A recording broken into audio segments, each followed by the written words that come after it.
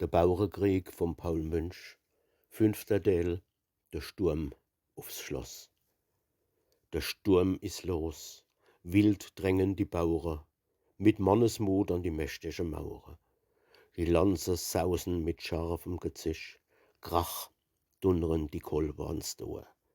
Und Rufe und Johle und Schlachtergekrisch, und hoch winkt der Bundschuh vor. Von alle Seiten stürmen sie rings, von vorne, von hinten, von rechts und von links. Die lange Lädre legen sie an, wie Katze krabbeln sie Spross für Spross. Hei vorwärts, ihr Bauern, druff und dra, heit muss es noch fallen, es Grafenschloss.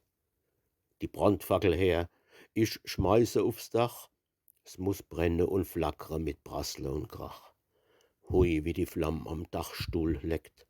Ihr Bauern daher, der Eingang ist frei, dort leihen die Knecht am Boden gestreckt. Die Burg gehört unser, ihr Bauern, dabei. Der Heiner ruft's, mit nem mächtigen Stoß sprengt er es durch.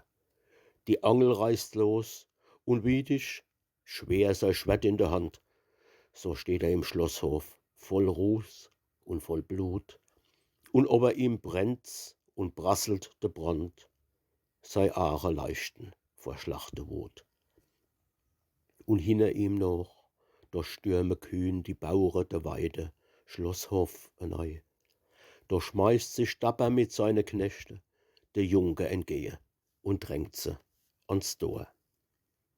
Halt, kreischt der Heuner, jetzt steh und fest und denk ans Sterben, jetzt bist du verloren. Doch horch, da schallt von der anderen Seite ein laut Gekrisch und ein hitziger Streit, und mitte im Hof steht im weißen Haar der Bundschuhträger mit blutigem Speer. Der Junker sieht's, da gibt er's verloren und flieht in den Turm und verrammelt die Deer. Der Bundschuhträger mit Riesenkraft, der sprengt die Deer mit'm Pfanneschaft. He, Junker, geb's auf und geb dich gefangen. Doch nirgends kein Junker, kein Laut und kein Wort. Er sucht in der Stub, im Saal und im Gang, in Keller und Kammer, der Junker ist fort. Horch, Turm hochschlagen, die Feuerflamme, mit Knattre und Prassle am Himmel zusammen. Grell schimmert's hinaus, ins weite Tal, grell schimmert's weit in die Berge hinauf. Jetzt weh euch, ihr Herren, des is es Signal. Ihr Schlösser, oh weh, alle Dörfer stehen auf.